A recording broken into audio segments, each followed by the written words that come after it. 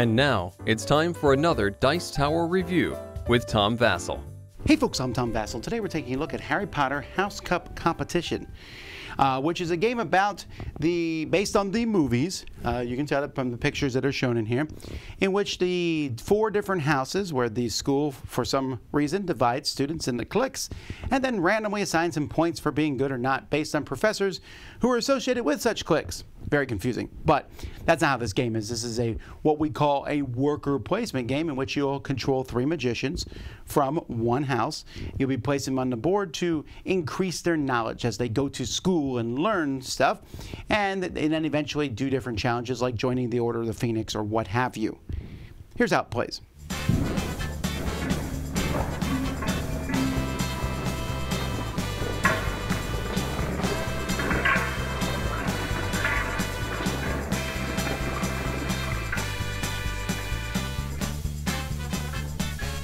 In this game, you're trying to get the most points. Points are in 10, so this will be 40 points.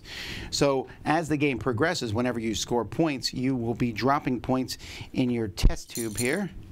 And at the end of the game, you'll be pulling them out to see who has the most points.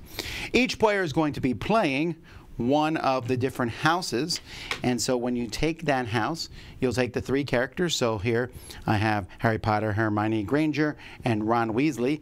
Each of them has these little sliders here saying how good they are at potions, defense against the dark arts, and charms. And as the game goes by, you'll have ways to increase at these. Players are going to start with a few basic lessons and some knowledge tokens and maybe other things based on turn order. The game's going to take 7 rounds, and in each round, players at the beginning of a round will have a chance to learn a lesson. When you learn a lesson, you're going to look at it, and this requires a student, one of your students, to have, for example, 2 in defense against the dark arts. If you have at least a level 2, then your reward here is a magic. Okay, that's an easy lesson.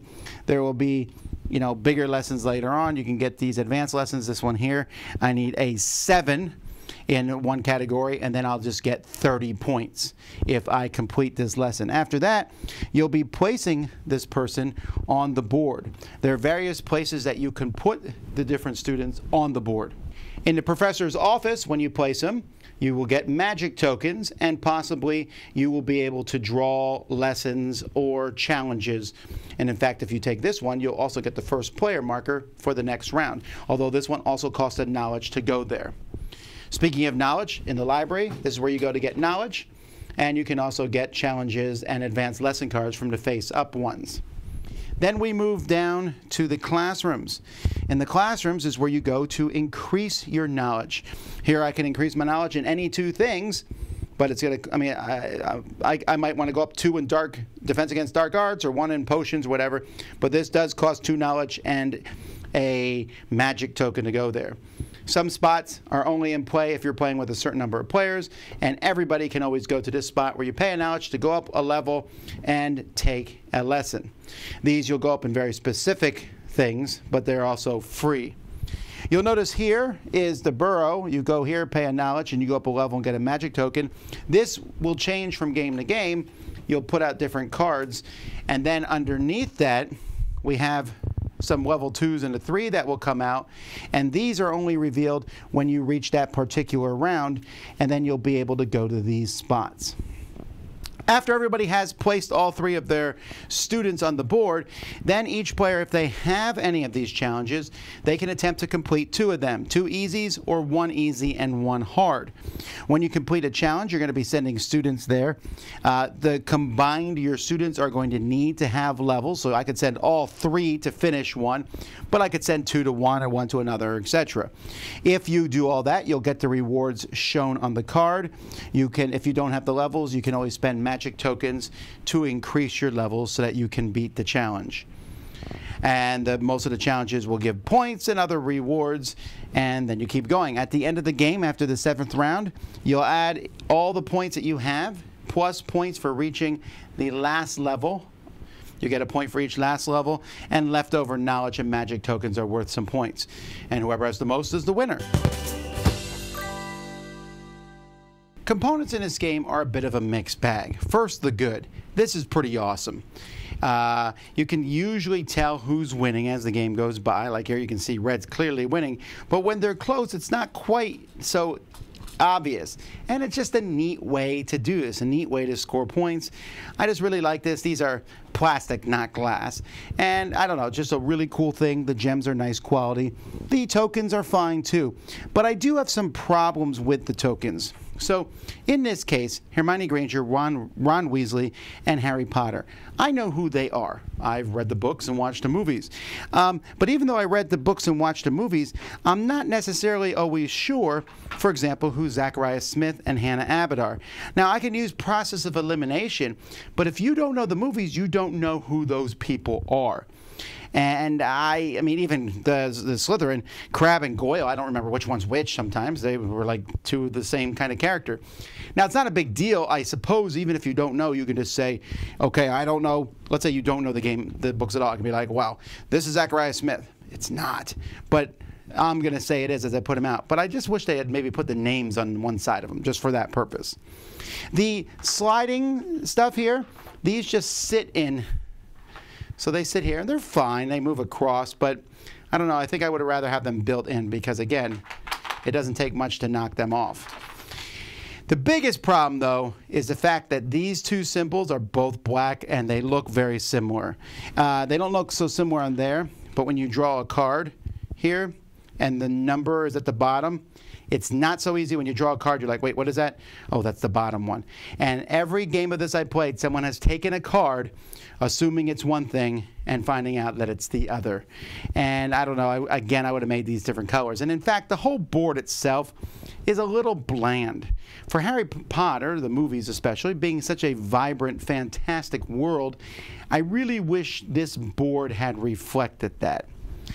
I will say, though, that the cards are good quality. They're all linen finished, and the symbology on the board, is, other than those two ones I pointed out, is pretty easy to play with. And again, you keep coming back to how cool this is. So I'd say the components are mostly good. At the end of the day, I think this game is best enjoyed by Harry Potter fanatics. I like Harry Potter. I've enjoyed the books and the movies, and so I get a lot of what's going on in this game. But I feel that if you come in here not knowing anything about Harry Potter, you're going to be fairly lost in this regard. This game is fine. I don't know that it's up to my speed. I get the game itself. The game is about getting points, and like I said, it's neat to drop the different gems into those test tubes. And the worker placement's pretty straightforward. Do you want knowledge? Knowledge is pretty important because there's a lot of knowledge costs for a lot of those challenges as you go by. You're going to need knowledge to complete these challenges. Knowledge will translate into points, but you're also wanting to increase the levels of your students. So do you take one student and make them a master in things? Which is great, but you can only use that student to accomplish different challenges. Other students will not be able to, your other two students aren't that good, or do you kind of move them all evenly up? It's up to you on how you do these things, and of course, there's the worker placement aspect of the game, where if I put someone somewhere you want it to go, you can get a little annoyed because that's what you want it to do. I think the game itself is fine. Like I said, it is hampered a bit by that iconography, I feel, sometimes a little bit. And again, if you don't know Harry Potter, not knowing who your three different magicians are is going to be a little bit problematic because unlike many worker placement games where you have three workers, doesn't matter which one you put out, me putting Harry Potter in one spot or Ron Weasley in a spot is going to be different based on their stats. I don't think that's a game breaker, but I also think that if you're not a Harry Potter fan, then playing this, you're not going to go, wow, this is something new.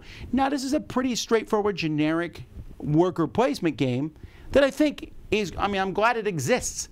This is the kind of game that people who, they go to a store, they're like, I like Harry Potter, they'll play it. I think they'll have a good time with it. The rules are not overly complex, it's pretty straightforward, and people are going to get a bit of a thrill out of dropping those gems into the test tubes. Again, it's a really straightforward game. We've actually played it live on our channel, so you can see how it plays if you want to go watch that. And I enjoyed it well enough. I don't know so much that I'm going to want to keep playing it over and over again because for me it doesn't stand out, but if I knew a Harry Potter fan, this would be a game I'd say, hey, this is one we could play together and have a good time. And at the end of the day, that's the kind of games that I want being made because you know, a strong IP that has a lot of fans mixed with a solid game underneath, well, we can't have too many of those. I'm Tom Vasel. We'll see you next time. Dice Tower Judgment, a solid worker placement game for Harry Potter fans.